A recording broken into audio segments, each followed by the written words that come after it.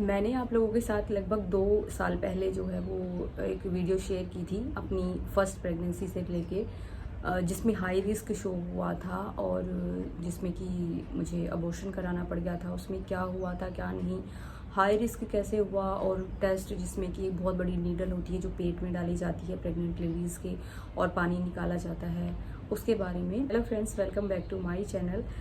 आज हम बात करने वाले हैं उस टॉपिक के बारे में जिससे 2 साल से मुझे लगातार कमेंट्स पे कमेंट्स आ रहे हैं, पूछ रहे हैं कि दी आपकी हाई रिस्क प्रेगनेंसी थी तो आपने मतलब क्या क्या क्या किया, क्या नहीं किया, और जो है आपने मतलब कि कहाँ से टेस्ट कराया, कैसे टेस्ट होता है, सब कुछ।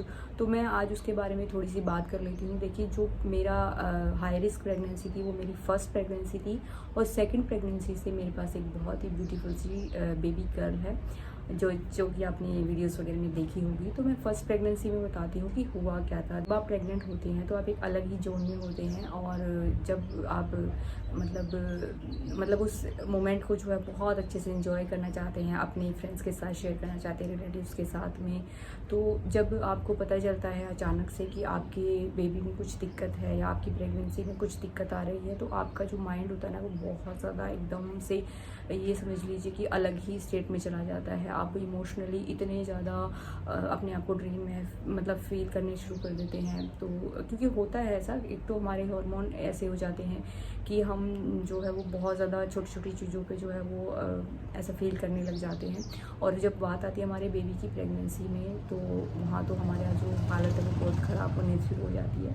जब हमारी प्रेगनेंसी होती है तो हमारा 6 से 8 हफ्ते में एक अल्ट्रासाउंड हो जाता है, जिसमें कि हमें बताया जाता है कि हमारा जो हार्ट बीट आ गया है, मतलब हमारे बेबी का जो है वो हार्ट बीट आ गया है और हमारी प्रेगनेंसी वो हेल्दी काउंट की जाती है। लेकिन जब हमारा लेवल 1 का अल्ट्रासाउंड होता है, जिसको हम कराते हैं 12वें हफ्ते के आसपास में, तो वहाँ पे आपको जो है ना एक एंटी बताया जाता है, न्यूक्लियर ट्रांसल्यूसी बताया जाता है। उसका जो मेज़रमेंट होता है वो विदिन 2.5 होना चाहिए। तो आपकी जो प्रेगनेंसी है वो कहीं ना कहीं सेफ साइड मानी जाती है। लेकिन उसमें मेरा जो है ना 2.8 समथिंग कुछ आया था, नहीं सिर्फ सॉरी, उसमें मेरा जो है ना वो 3.2 आ गया था जब मेरा अल्ट्रासाउंड हुआ लेवल 1 का। तो डॉक्टर ने बोला कि थोड़ी सी प्रॉब्लम है, तो मुझे लगा कि थोड़ी हल्की फुल्की कुछ प्रॉब्लम होगी। तो उन्होंने कहा कि एक टेस्ट करा के देख लेते हैं कि आपका जो है वो आगे क्या फर्दर मतलब प्रोग्रेस हो रही है इसके बारे में। तो मैंने सोचा कि चलो ठीक है, अब डॉक्टर कह रहे हैं तो टेस्ट तो कराना ही पड़ेगा। तो उन्होंने मुझे एक डबल मार्कर टेस्ट लिखा। तो मार्कर टेस्ट के बारे में मैंने वीडियो पहले भी आपके पास साथ शेयर किए थे कि 3 मार्कर टेस्ट होते हैं आपका, एक डबल मार्कर, ट्रिपल मार्कर, एक क्वाड्रपल मार्कर।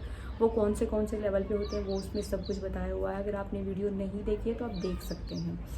तो अब उन्होंने डबल मार्कर टेस्ट लिख दिया था। तो डबल मार्कर टेस्ट में एक नॉर्मल आपका जो ब्लड टेस्ट होता है वैसा ही होता है, लेकिन उसकी जो डिटेल रिपोर्ट आती है उसके बारे में, तो वहाँ पे मेरा टेस्ट हुआ डबल मार्कर में। तो जो मेरा एंटी पहले 3.2 आ रहा था, अभी वो 3.8 आया। मतलब ये समझ सकते हैं कि पहला अल्ट्रासाउंड और डबल मार्कर टेस्ट में बहुत ज़्यादा गैप नहीं था, फिर भी मेरा जो एंटी हो इतना इंक्रीज़ हो गया था। अब उन्होंने बोला कि आपकी प्रेगनेंसी जो है उसमें थोड़ी सी प्रॉब्लम आ रही है। मैंने पूछा कि क्या प्रॉब्लम है, तो उन्होंने मुझे कुछ टर्म समझाई थी कि ऐसे ऐसे कुछ बेबी में जो है वो जन्मजात जो कुछ बीमारियां हो जाती है, जिनको हम जेनेटिक एबनॉर्मलिटीज़ बोल सकते हैं, बेबीज़ में वो आ जाती हैं। तो उनके बारे में जो चीज़ें हैं वो आपको बतानी है। तो अब उन्होंने बोला कि आप जो है आप अपना जो केस है वो फीटल मेडिसिन एक्सपर्ट के पास पहुंचाइए। तो फीटल मेडिसिन एक्सपर्ट वो होते हैं जो आपका बेबी होता है, फीटल होता है यानी कि बेबी जो मदर के पेट में है, उसके जो एक्सपर्ट्स होते हैं डॉक्टर, उनको फीटल मेडिसिन एक्सपर्ट बोलते हैं। वहाँ पे उन्होंने जो है वो रेफ़र कर दिया था। अब वहाँ जाने के बाद में जब हमने अपनी सारी डिटेल, डबल मार्कर टेस्ट हो गया या हमारा अल्ट्रासाउंड हो गया फर्स्ट लेवल का, जब हमने डॉक्टर को दिखाया तो डॉक्टर ने बोला कि आपका जो है वो हम दोबारा से अपने लेवल पे जो है एक स्कैन करके देखेंगे जिसमें अल्ट्रासाउंड होता है। तो वो क्या करते हैं कि आपका एक डिटेल्ड स्कैन होता है और उसमें काफ़ी टाइम लगता है आपका, और जो है वो लगभग मतलब आधे घंटे तक, मतलब 20 से 25 मिनट तक काफ़ी अच्छा खासा एक स्कैन करते हैं, जिसमें आपकी सारी चीज़ें चेक करी जाती हैं। और वो पेट के ऊपर से और वेजाइनल एरिया के अंदर से मशीनों के थ्रू किया जाता है। और एक तो वो चीज़ें चल रही होती हैं, दूसरा आपका जो मेंटली जो मतलब ट्रॉमा चल रहा होता है कि ये सब चीज़ें क्यों हो रही हैं, मेरा बेबी हेल्दी क्यों नहीं है, ऐसा क्या हो गया, क्या मैंने कोई गलती कर दी है, ऐसे कुछ गिल्ट्स भी हमारे मन में आते रहते हैं। तो ऐसा कुछ सोचना नहीं है आपको।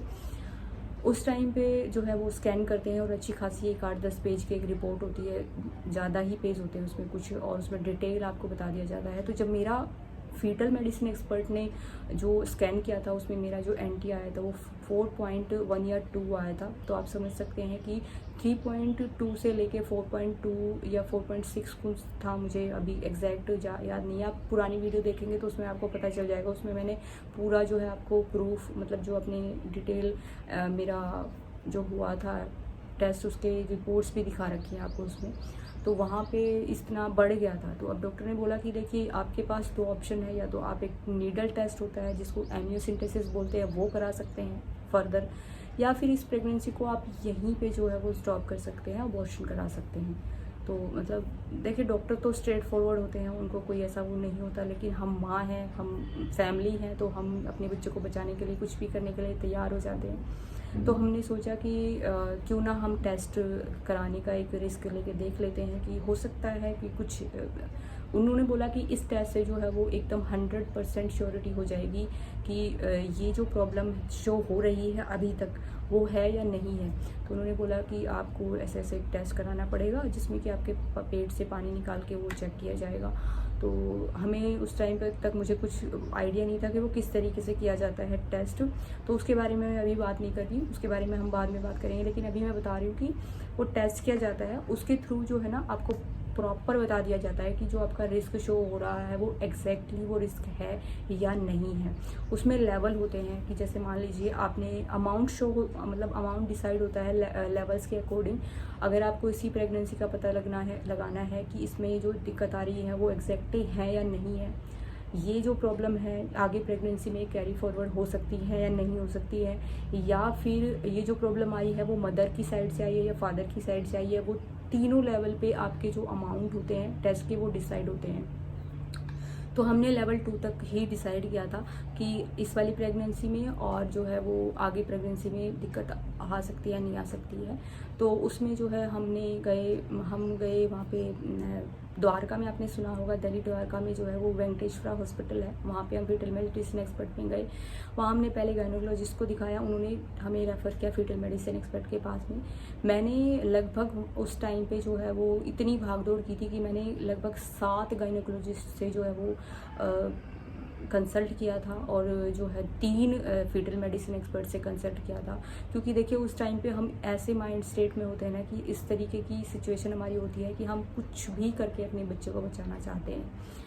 तो अब हमने वहाँ पे किया, वहाँ पे मेरा टेस्ट हुआ, और लैब टेस्टिंग में जो है वो जब सैंपल गए, क्योंकि सैम्पलिंग जो है यहाँ पे उसकी कलेक्शन होती है, सिर्फ उसका जो टेस्टिंग होती है वो बॉम्बे में होती है। तो उन्होंने मुझे बता दिया था कि इतना टाइम लगेगा। तो 2-3 दिन तो जो फर्स्ट होता है कि हाँ इस वाली प्रेगनेंसी में दिक्कत है, तो वो तो आपको जल्दी बता दी जाती है 2-3 दिन में। लेकिन जो सेकंड वाला ऑप्शन होता है जिसमें ये बताया जाता है कि आपकी अगली प्रेगनेंसी में कितने चांसेस हैं, परसेंटेज में बता दिया जाता है, जिससे आप उसको कंसिडर कर सकते हैं कि हाँ ये हो सकता है नहीं हो सकता इस तरीके से। तो आपको परसेंटेज बता दी जाती है। तो अब वहाँ पे जो है उसमें थोड़ा टाइम लगता है, 10 से 14 दिन का कुछ टाइम होता है, उसके अंदर आ जाता है आपका रिपोर्ट। अब जो है उन्होंने बता दिया था कि टेस्ट की रिपोर्ट्स हैं, उसके आने के बाद में जो है आप डिसीज़न ले सकते हैं। वो टोटली आपके ऊपर डिपेंड करता है कि आप क्या डिसीज़न लेना चाहें। लेकिन मेरा सजेशन ये है, वो भी लोग मेरे से पूछ रहे हैं, तो मेरा सजेशन ये है कि आपको जो भी डिसीज़न लेना है, मैं ये नहीं कह रही कि आपको जो अबॉर्शन ही कराना है या ऐसा कुछ डिसीज़न लेना है, लेकिन जो भी डिसीज़न आपको लेना है वो आपको प्रैक्टिकली लेना है। माइंड को प्रैक्टिकली रखिए, अपने आप को बहुत ज़्यादा एकदम रियलिस्टिक उसमें लेना है। ऐसा नहीं है कि बहुत ज़्यादा इमोशनल हो के आप ये कहें कि नहीं मुझे तो रखना है, मेरा बेबी है, चलो ठीक है कोई बात नहीं, लेकिन आप ये सोचिए देखिए कि उस बेबी के साथ आपकी लाइफ क्या होने वाली है, और उस बेबी की लाइफ आज के सोसाइटी की सिनेरियो को देखते हुए क्या होने वाली है। आप इस सिचुएशन को समझ जाएंगे अपने आप से। देखिए जो लोग कहते हैं ना कि पैदा कर लो हम पाल देंगे, तो वो वाली चीज़ें यहाँ पे नहीं चलती हैं। चाहे आपकी प्रेगनेंसी किसी भी तरीके की है, तो वो चीज़ों को तो आप भूल जाइए।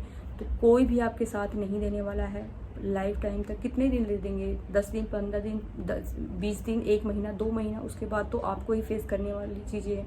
और ये समझ लीजिए कि जैसे मान लीजिए अगर आपके हस्बैंड वर्किंग है और वो बाहर जाते हैं और आप अकेले घर में हैं, तो आपकी लाइफ कुछ नहीं रह जाती है। 24 आवर्स आपको उस बेबी को देने पड़ेंगे। तो ये चीज़ें कुछ प्रैक्टिकली आपको सोचना पड़ेगा। जो हमारे लीगल डिपार्टमेंट है वो भी हमें इस चीज़ की परमिशन देता है, और ये हमारा डिसीज़न होगा कि हम अपने बेबी को रखना चाहते हैं या नहीं रखना चाहते हैं। मैं दोनों ही चीज़ों को आपको सपोर्ट कर रही हूँ, लेकिन आपको एक प्रैक्टिकल चेक मैं आपको दे रही हूँ कि आप जो है इस चीज़ को ज़रूर कंसिडर कीजिए कि इस सिचुएशन में जो है आप अपने बेबी को किस तरीके से रखेंगे, किस तरीके की आपकी लाइफ हो जाएगी, आपका फाइनेंशियल स्टेटस क्या हो जाएगा, आपका जो है मेंटल स्टेटस क्या हो जाएगा, आपका करियर कैसे रहेगा। सारी चीज़ें आपको सोचनी है। सिर्फ उस मोमेंट पे आपको इमोशनल होकर ये डिसीज़न नहीं लेना है। आपको बहुत ज़्यादा प्रैक्टिकल अपने पार्टनर के साथ में, अपनी फैमिली के साथ में डिस्कशन करके ही आपका जो है वो डिसीज़न होना चाहिए।